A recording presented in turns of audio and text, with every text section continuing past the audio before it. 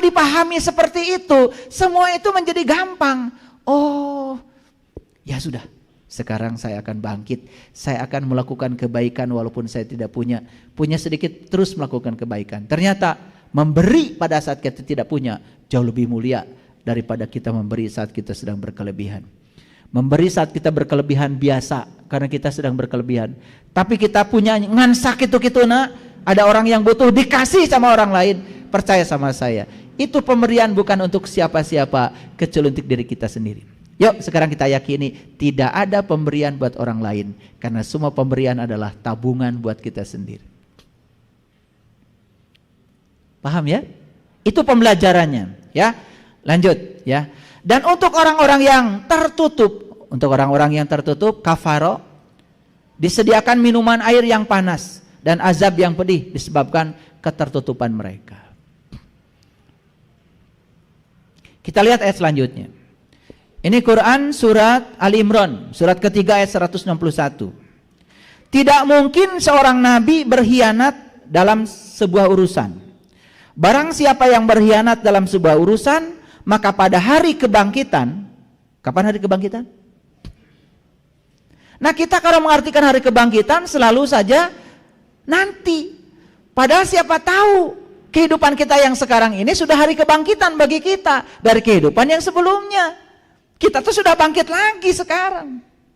Artinya kita sudah diberi kehidupan yang baru. Paham maksud saya? Jadi hari kebangkitan itu selama ini dipahami selalu saja ya dimatikan semua baru nanti kayak jamur katanya begitu. Terus diabringkan di posyandu ada penimbangan kan? Penimbangan. Terus yang banyak kebaikannya langsung masuk surga, yang sedikit keburukannya langsung masuk neraka selamanya. Begitu. Kan kita itu bukannya mau kembali ke Allah, kok jadi kembalinya ke surga? Kan tidak ada ayatnya sesungguhnya kita berasal dari Allah kembali ke surga. Kan ayatnya juga sesungguhnya kita berasal dari Allah dan akan kembali kepada Allah. Nah untuk kembali kepada Allah kita akan mengalami beberapa siklus sampai kita bisa bersih. Suka atau tidak suka itu sudah menjadi hukum alam. Makanya dunia psikologi membuktikan ternyata kita ini punya past life. Kan ada orang yang di past life, ada orang yang di past regresi, ingin tahu masa lalunya di mana, hidup di mana. Itu sudah menjadi ranah sains, bukan ranah keyakinan. Dan itu ada ilmunya namanya hipnosis. Jadi kita bisa masuk ke alam bawah sadar orang dan kita bisa tahu data dia.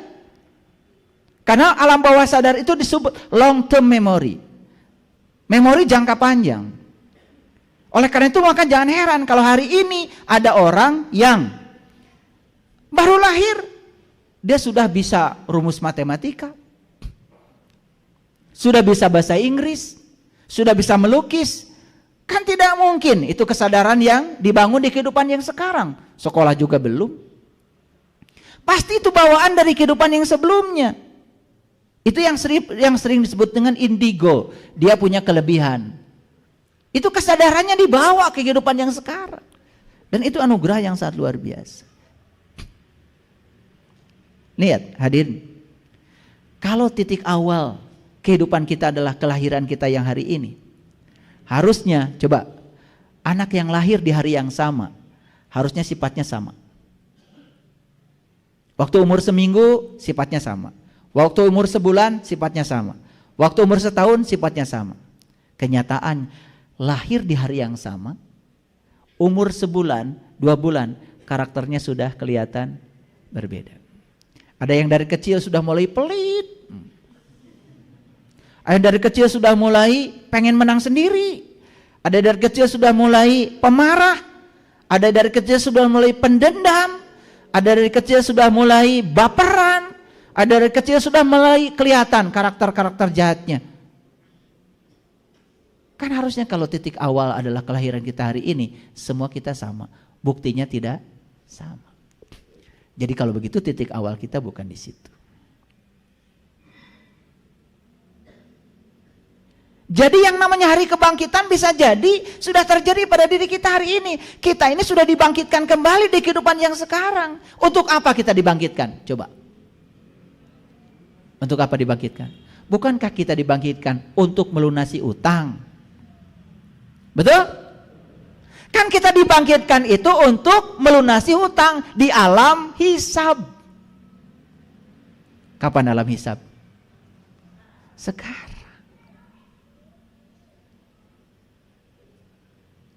Bisa menghisab sekarang.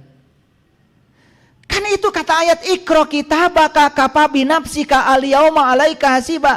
Bacalah kitabmu, cukuplah hari ini dirimu menjadi saksi atas segala perbuatanmu sendiri. Itu namanya muhasabah. Muhasabah itu bukan nangis-nangisan. Setelah itu kemudian gak berubah apa-apa kesadarannya, bukan. Muhasabah itu seperti tadi. Begitu dak ada peristiwa, sabar dulu.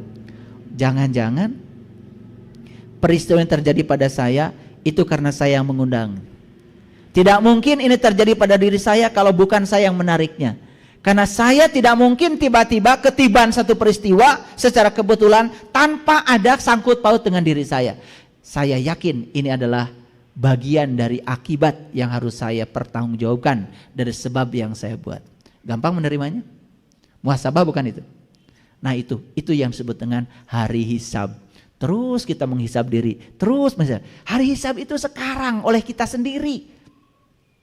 Maka lama-kelamaan kita menjadi berubah. Lama kelamaan kita akan bisa menyucikan semua kotoran dalam jiwa kita. Untuk siap, innalillahi wa inna ilaihi rajiun. Masuk akal? Oke, ini ayatnya. Ia akan datang membawa apa yang dikhianatkannya itu. Kemudian tiap-tiap diri akan diberi pembalasan tentang apa yang ia kerjakan dengan setimpal. Ya, kullu nafsim makasabat wahum la yudlamun. Jadi tiap-tiap diri akan mendapatkan pembalasan tentang apa yang dia kerjakan setimpal. Dan mereka tidak akan dianiaya. Artinya tidak akan ada yang terzolimi. Jadi Allah tidak mungkin menyiksa kita. Yang menyiksa kita adalah sebab yang ditimbulkan oleh kita sendiri. Masuk akal?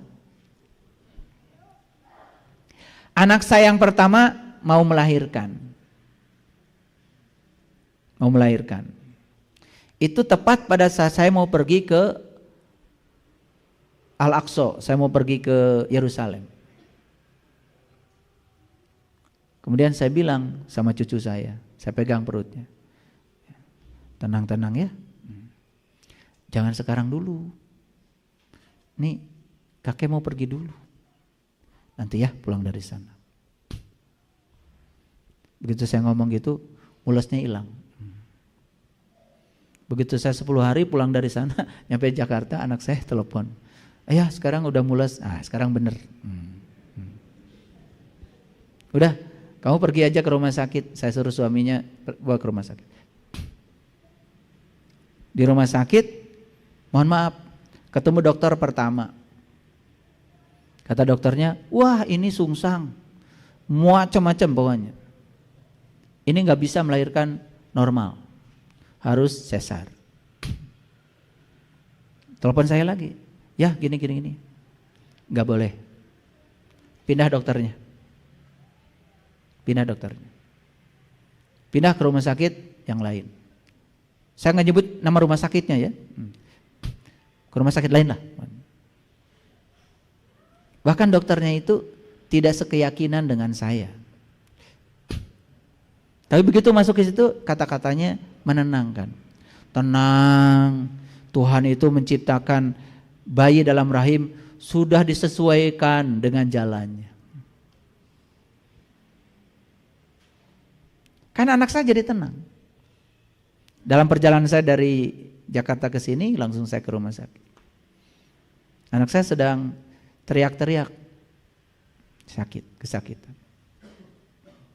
Saya bilang, Teh, seperti dulu mama waktu melahirkan Teteh. Saya cuma bilang begitu aja. Persis seperti ini. Waktu mama melahirkan Teteh. Itu aja. Jadi sekarang Teteh sedang merasakan, belajar merasakan. Seperti ini loh, saat kamu dilahirkan ibumu berteriak. Sekarang kamu melahirkan, seperti ini Allah mengajarkan kepada kita. Supaya kita lebih hormat pada seorang ibu. Saya bilang sama anak saya, Teteh sudah bisa nangkap pelajarannya? Sudah ya. Apa pelajarannya? Jadi Teteh sekarang bisa merasakan apa yang dirasakan mama. Selama ini Teteh sombong. Merasa punya anak karena Teteh dewasa. Bukan. Karena Allah ingin mengajarkan rasa yang sama yang dirasakan pada ibumu dan sekarang kamu merasakan. Begitu sudah terima pesannya seperti itu.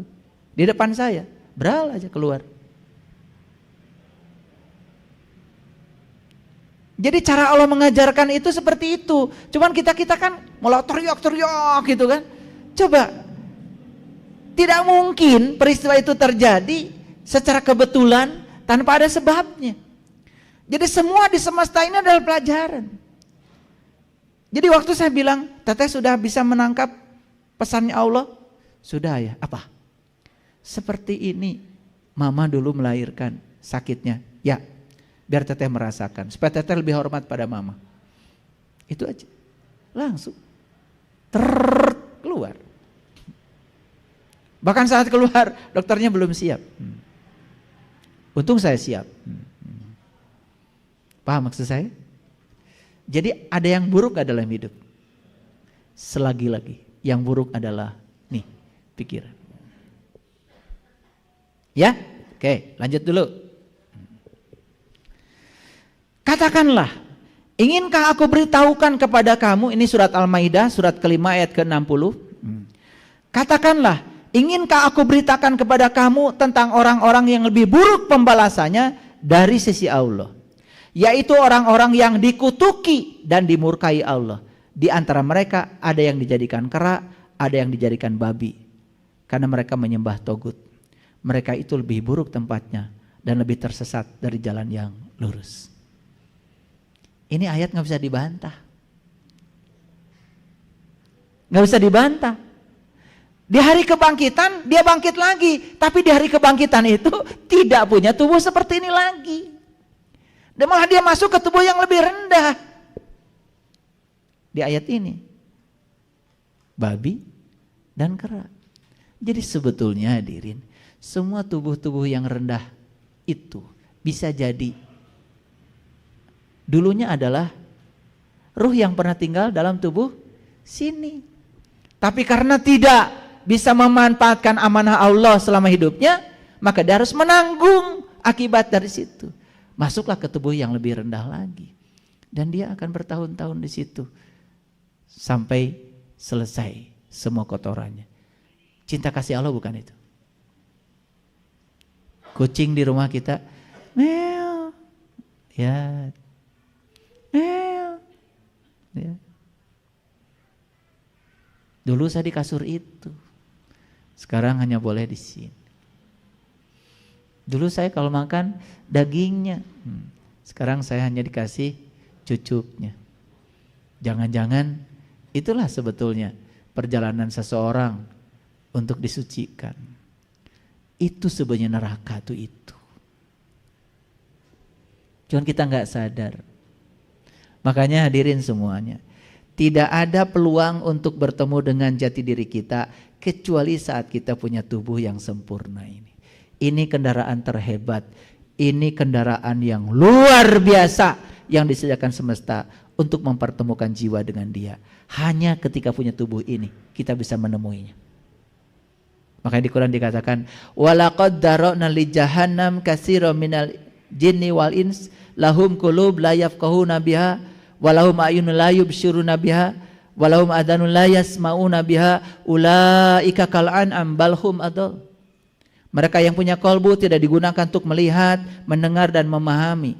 Mereka itu sama saja dengan binatang. Ulaika kal an'am bal hum adall, bahkan lebih hina dari binatang. Jadi kesimpulannya, banyak kelihatannya sebagai manusia, tetapi dia tidak bisa menjaga kemanusiaannya sebagai manusia.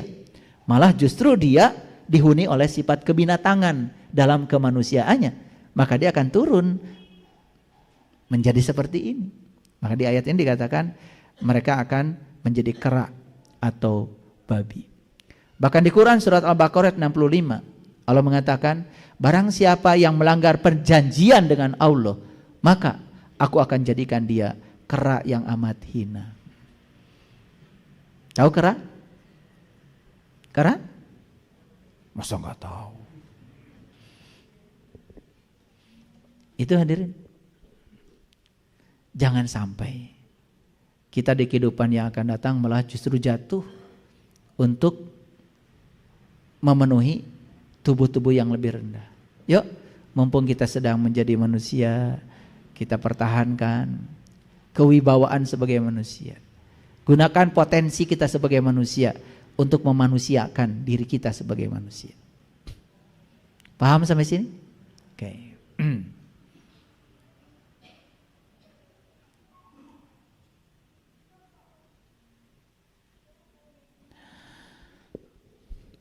Bagaimana cara mengurangi karma? Ada caranya tuh. Ternyata ada bonus. Jadi Quran juga ngasih diskon. Barang siapa yang datang membawa amal baik, maka baginya kebaikan 10 kali lipat. Datang kemana? Datang ke sini sekarang di kehidupan ini. Bisa saja nanti kita datang lagi di kehidupan yang akan datang. Tetapi barang siapa yang datang membawa amal baik, maka baginya kebaikan 10 kali. Jadi kalau hari ini kita melakukan kebaikan dan kita harus datang lagi ke sini, maka kebaikan kita dikali 10. Bukankah itu adalah diskon? Dan barang siapa yang datang membawa perbuatan jahat, maka dia tidak diberi pembalasan, melainkan